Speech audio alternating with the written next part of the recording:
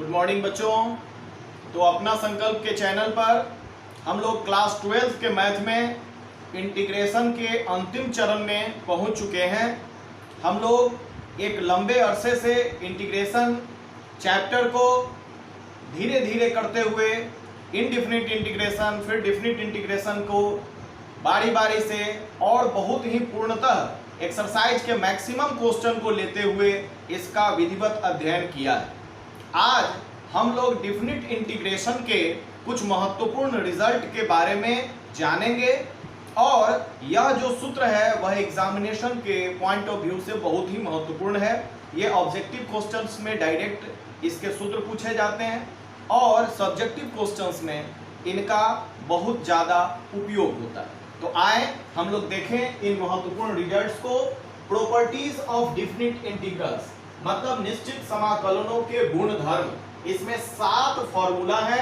ये सातों फार्मूला आपके लिए बहुत ही महत्वपूर्ण है। आप जब क्वेश्चन बैंक देखेंगे तो आपको खुद समझ में आ जाएगा कि इससे कितना ज्यादा ऑब्जेक्टिव क्वेश्चन पूछा जाता है। इसका फर्स्ट फॉर्मूला कहता है कि इंटीग्रेशन fx dx और इसका लिमिट a से b हो तो ये बराबर हो जाता है fx dx के इंटीग्रेशन के जब इसका लिमिट इंटरचेंज हो जाए, मतलब लोअर लिमिट अपर लिमिट हो जाए, अपर लिमिट लोअर लिमिट हो जाए। लिमिट जब बदल जाए लोअर और अपर में आपस में तो यह इंटीग्रेशन निगेटिव हो जाता है, मतलब उसका मान माइनस में हो जाता है।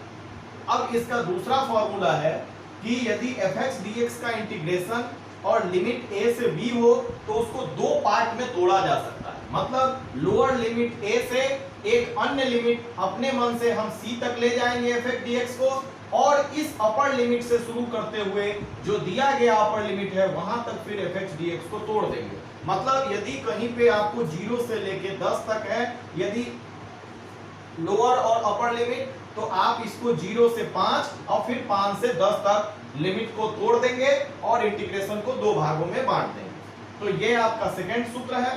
तीसरा सूत्र है कि इंटीग्रेशन fx dx और यह जो है इसका लिमिट a से b तक है तो लिमिट आपका a से b तक ही रहा और यहाँ पर f या अपर लिमिट और लोअर लिमिट को जोड़ने पर और माइनस x के बराबर हो जाता है। मतलब यह जो fx फलन था वह फलन इसके लिमिटों को जोड़ने पर और x को घटाने पर से जो फलन प्राप्त होता है उसके इंटीग्रेशन के बराबर होता है और लिमिट आपका सेम रह जाता है।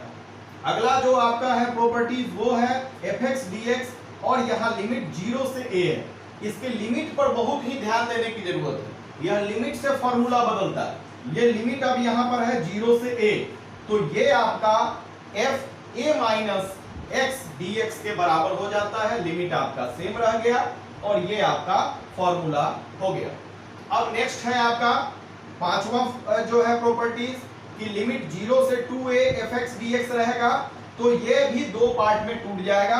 यहाँ 0 से 2a था तो पहला में 0 से a और दूसरा में भी 0 से a। लिमिट जो है आधा आधा हो गया, मतलब 2a था तो ये 0 से a और 0 से a दो भाग में इंटीग्रेशन को बदला गया और पहला इंटीग्रेशन में fx dx ही रहेगा और दूसरा में आपका f a minus x dx हो जाएगा। अब छठा जो आपका सूत्र है यह 6 और 7 को और भी ज्यादा ध्यान से देखने की जरूरत है। यह जो आपका इंटीग्रेशन है fx dx और लिमिट 0 से 2a, इसका दो मान है। यह मझली कोष्ठ में घेर के यह जो लिखा हुआ है बराबर में, इसका मतलब fx dx इंटीग्रेशन हो और लिमिट 0 से 2a हो तो इसके बराबर हो जाएगा 0 से a fx dx का। कब? जब f 2a माइनस x बराबर fx हो तब। मतलब जब यह प्रश्न आपको दिया रहेगा तो शुरू में ही यह चेक करके देख लेंगे कि f 2a माइनस x बराबर fx है कि नहीं है। यदि हम दिखलाएंगे कि ये बराबर इतना है तब इसके जगह पर ये फॉर्मूला हम यूज करेंगे। और यदि f 2a माइनस x का वैल्यू निकालने पर माइनस fx के बराबर आता है तब इसका मान 0 होगा। यह एकदम 0 हो जाएगा, आसान हो जाएगा, तब इसका इंटीग्रेशन सीधे 0 हो जाता है। अब इसका सातवां जो प्रॉपर्टीज है वह भी दो भागों में है इसी की तरह। यहां पर है fx dx का इंटीग्रेशन लिमिट माइनस a से a तक, तो इसका मान पहली बार में जब f माइनस x बराबर fx हो, जिसको कहते हैं कि fx सम है। ध्यान दीजिए यहां पर कि जब fx सम हो, और यह सम कब कहा जाता है किसी फलन को, कि जब f माइनस एक्स बराबर fx के होता है तो कहा जाता है कि फलन सम है। उस स्थिति में fx dx का इंटीग्रेशन 2fx dx हो जाएगा, लेकिन यहाँ लिमिट जो माइनस a से a था वह लिमिट 0 से a में चेंज करेगा और आगे में 2 गुना में लगेगा। कब? जब यह फलन सम होता है। और जब फलन विषम हो, विषम कब कहते हैं? जब f माइनस एक्स बराबर माइनस fx के बराबर होता है तब हम कहते हैं कि फलन विषम है। उस स्थिति में fx dx limit minus a से a का मान 0 होता है। तो बच्चों ये जो आपका प्रॉपर्टीज है उसको अच्छी तरह से आप फॉर्मूले के कॉपी में नोट कर लेंगे। और अब इसके आधार पर हम लोग एक्सरसाइज 7.11 को शुरू करते हैं। अब इसका एक्सरसाइज 7.11 का क्वेश्चन नंबर 1 देखिए। यह है cos square x dx integration और लिमिट 0 से π/2। जब इस तरह से cos स्क्वायर एक्स या sin स्क्वायर एक्स का इंटीग्रेशन रहे और 0 से π/2 आपका लिमिट रहे। ध्यान रखें यह जब सवाल रहे तो इसी सवाल को याद कर लें। ऐसा सवाल रहेगा तो कैसे बनेगा। यह जो आपको फॉर्मूला है लिमिट 0 से a fx dx बराबर होता है लिमिट 0 से a f a minus x dx के बराबर होता है। तो हम यहाँ पर देखते हैं कि a के जगह पर यहाँ π/2 है। तो आप जब π/2 माइनस एक्स करते हैं तो यहाँ पर cos π/2 minus theta equal to sine theta होता है, यानी साइन स्क्वायर एक्स dx में यह बदल जाता है। और हम जानते हैं कि दोनों इंटीग्रेशन को जोड़ेंगे तो sine square x plus cos square x बराबर 1 होता है। इसलिए हम इसको साइन स्क्वायर एक्स के रूप में बदलने के लिए इस फॉर्मूला का प्रयोग कर रहे हैं। तो हम इस इंटीग्रेशन को i मान रहे हैं, बराबर होगा इंटीग्रेशन 0 से π/2 और cos square a minus x, यानी यहाँ a के जगह पर π/2 है तो π/2 माइनस एक्स dx। तो ये इस फॉर्मूला पर इस प्रकार चेंज हो गया। तो ये आपका cos π/2 minus x sine x हो जाएगा, यानी कि साइन स्क्वायर x हो जाएगा। यहाँ स्क्वायर हो तो यहाँ पर भी स्क्वायर हो गया। तो आपका यह जो इंटीग्रेशन था उसी के बराबर यह इंटीग्रेशन आ गया, यानी यह भी i है। तो आप क्या करेंगे, दोनों i को जोड़ दीजिए, यानी i प्लस i बराबर क्या होगा 2i। और पहला i के जगह पर cos स्क्वायर एक्स dx और दूसरा i के जगह पर साइन स्क्वायर एक्स dx और लिमिट 0 से π/2 रखते हैं तो लिमिट सेम है, इसलिए दोनों इंटीग्रेशन को जोड़ा जा सकता है। तो 0 से π/2 cos square x plus sine square x dx होगा। इसका फॉर्मूला आपका 1 होता है, sine square x plus cos square x बराबर 1 आप लिख भी सकते हैं ब्रैकेट में। और ये आपका 1 होगा तो 1 इंटू dx, यानी dx का इंटीग्रेशन, जो dx का इंटीग्रेशन x होता है। लिमिट 0 से π/2 है, अपर लिमिट रखेंगे x के जगह पर तो π/2 माइनस 0 बराबर π/2 आएगा। तो आप देखते हैं कि 2i बराबर π/2 है, इसलिए i बराबर क्या होगा π/2 बटा में 2, यानी 2 इंटू 2 यानी π/4। तो i का मान आपका π/4 आएगा। ठीक इसी तरह का एक और प्रश्न है। यह प्रश्न भी कई बार परीक्षा में पूछा गया है, आपको ऑब्जेक्टिव में भी पूछे जाते हैं और शॉर्ट आंसर टाइप में भी पूछे जा सकते हैं। यहाँ पर sin x और sin x cos x नीचे रहेगा, रूट में सवाल रहेगा। इसी तरह के सवाल tan x और cot x के सापेक्ष भी पूछे जाते हैं। दोनों सवाल एक ही तरह बनेंगे, क्योंकि sin π/2 माइनस थीटा बराबर cos थीटा और cos π/2 माइनस थीटा बराबर sin थीटा होता है। और उसी प्रकार का संबंध आपका tan और cot में भी है। तो आप इसी फॉर्मूला का प्रयोग करते हुए sin a माइनस x के रूप में आप इसको चेंज करेंगे, क्योंकि a के जगह पर यहाँ पर π/2 है तो इसी फॉर्मूला पर यहाँ पर भी बदल रहे हैं। साइन a माइनस एक्स यानी π/2 माइनस एक्स होगा, यहाँ पर आपका साइन π/2 माइनस एक्स और यहाँ पर भी cos π/2 माइनस एक्स। मतलब जहां जहां x था वहां पर a माइनस एक्स यानी π/2 माइनस एक्स लिखेंगे और ब्रैकेट में यहाँ पर याद रखिए सेम इस फॉर्मूला को यहाँ पर उतार देंगे, चूंकि fx dx बराबर fa माइनस एक्स dx जब लिमिट 0 से a होता है। अब यहाँ पर फॉर्मूला लगाएंगे साइन π/2 माइनस थीटा बराबर cos theta, sin π/2 minus theta बराबर cos थीटा और cos π/2 माइनस थीटा बराबर sin थीटा। तो आप देखते हैं कि यह जो आपका है ये जो हम सॉल्व करके लाए हैं तो यह i था, उसी के बराबर ये है, यानी यह भी i के बराबर है। तो फिर इसी प्रकार से जैसे इस प्रश्न में किया थे 2i निकालेंगे, यानी i प्लस i, और एक i के जगह पर पहला वाला और दूसरे i के जगह पर दूसरा जो मान आया है उसको पुट करेंगे। तो आप देखते हैं कि लिमिट सेम है और लघुत्तम में यानी कि आपका हर में दोनों राशि समान है। Root sine x plus cos x यहाँ पर भी है और यहाँ पर भी root sine x plus root cos x है, यानी इसका लघुत्तम समान होगा, यानी हर आपका उतना ही रह जाएगा और ऊपर वाला आपका प्लस हो जाएगा, root sine x plus root cos x होगा। अब यहाँ पर अंश और हर समान हो जा रहा है, यानी कट के आपका फिर dx बचेगा और dx का इंटीग्रेशन x होगा। इसी प्रकार से लिमिट है 0 से π/2, यानी π/2 माइनस 0 बराबर π/2, इसका भी आएगा। तो 2i बराबर π/2 अर्थात i बराबर π/4। ठीक इसी तरह से इसका भी आंसर होगा और इस प्रकार आपको आंसर प्राप्त होगा। अब जो इसका क्वेश्चन नंबर 3 और 4 है वह 1 और 2 की तरह ही π/2 माइनस एक्स, यानी साइन वाले को जो π/2 माइनस एक्स में चेंज करेंगे तो कॉस में, और कॉस वाला को π/2 माइनस एक्स ब्रैकेट में रहेगा तो साइन में चेंज होगा। तो आपका क्वेश्चन नंबर 3 और 4 उसी फॉर्मूला जैसे 1 और 2 बना था उसी तरह का फॉर्मूला का प्रयोग होगा और आंसर भी उसका उसी प्रकार π/4 ही आता है।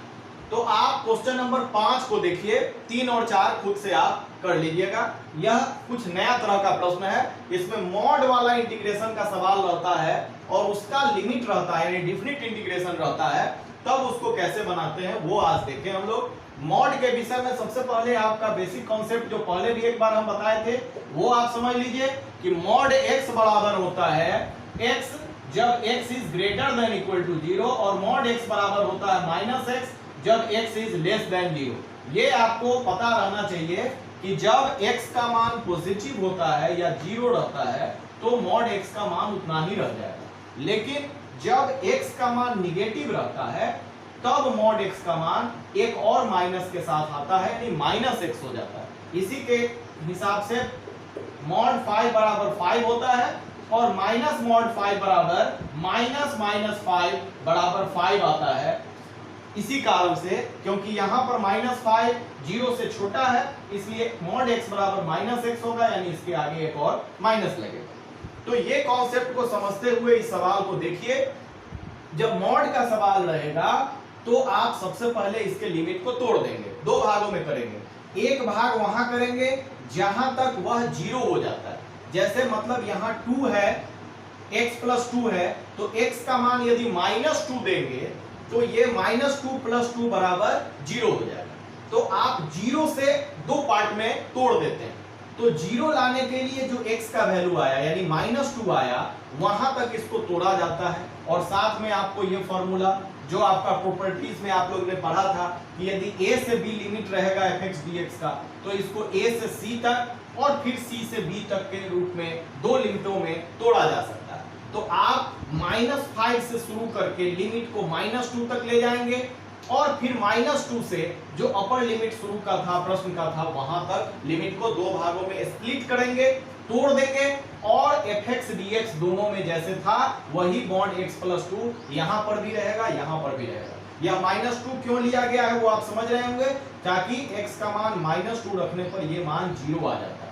अब यहां पर देखिए कि जब x का मान -2 से छोटा होगा तो यहाँ पर x का मान -2 रखने से तो इसका मान 0 हुआ, लेकिन -2 से छोटी राशि यदि यहाँ पर रहेगी तो ये मॉड जो आपका है x + 2 यह आपका x + 2 का वैल्यू निगेटिव आएगा। आप समझ लीजिए x से जब -2 से छोटा रहेगा x का वैल्यू तो ये आपका x + 2 का मान निगेटिव आएगा। और जब निगेटिव मान आएगा, जब x निगेटिव होता है तो मॉड x बराबर -x होता है, यानी मॉड x + 2 का मान -x + 2। दूसरी स्थिति में जब x का मान -2 से बड़ा लेंगे तो -2 से बड़ी संख्या लेने पर यहाँ पर जो है ये पॉजिटिव मान इसका आएगा, क्योंकि -2 रखने पर तो 0 हुआ था, -2 से छोटा रखिएगा तो ये आपका निगेटिव वाला पार्ट ज्यादा हो जाएगा, पॉजिटिव वाला पार्ट कम रह जाएगा, इसलिए यह निगेटिव है मॉड के अंदर और निगेटिव रहने पर उसका वैल्यू माइनस में आएगा। जब -2 से बड़ी राशि रखिएगा तो नेगेटिव वाला जो है कम हो गया, पॉजिटिव वाला ज्यादा हो गया, यानी यह आपका मॉड का मान पॉजिटिव है, इसलिए इसका मान वही रह जाएगा। तो ये हमने लिखा है और इसीलिए इसको दो भागों में तोड़ा। अब यहाँ पर देखिए कि यह जो आपका पार्ट है इसमें लिमिट -5 से -2 है, यानी अपर लिमिट जो है आपका -2 तक ही है, यानी आपको -5 से -2 तक जब मान रहेगा तो मॉड का मान निगेटिव आएगा, इसलिए यहाँ पर माइनस और मॉड टूट गया और यहाँ पर हो गया x + 2 dx, लिमिट आपका सेम रह गया। और जब -2 से 5 तक हम लिमिट को लेंगे, यानी -2 से बड़ी संख्या जब हमारा होगा, x बड़ा होगा -2 से, तो मॉड x + 2 का मान केवल x + 2 होगा, यानी उसी प्रकार रह जाएगा। तो यहाँ पर माइनस लगेगा, यहाँ पर उसी प्रकार का रहेगा। और इसका इंटीग्रेशन अब लिखेंगे तो x dx का इंटीग्रेशन x² 2 और 2 dx का इंटीग्रेशन dx का इंटीग्रेशन x होता है, यानी 2x हो जाएगा।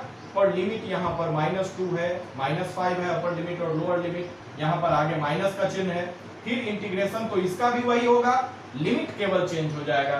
अब अपर लिमिट का मान यहाँ पर रखते हैं, जब यहाँ पर x का मान -2 रखेंगे तो -2 का स्क्वायर 4/2, और फिर यहाँ पर x का मान -2 रखेंगे तो -4, फिर माइनस का चिन्ह देने के बाद लोअर लिमिट रखिए, -5 का स्क्वायर 25/2, और यहाँ पर -5 × 2 -10 होगा, फिर प्लस का चिन्ह, फिर अपर लिमिट रखते हैं 25/2 प्लस 5 × 2 10, माइनस का चिन्ह के साथ लोअर लिमिट रखिए, -2 का स्क्वायर 4/2, और ये -2 × 2 -4 होगा। अब इसको सॉल्व कीजिए, ये 4/2 यानी 2 - 4, 2 में से 4 घटेगा, क्या आएगा? -2 आएगा।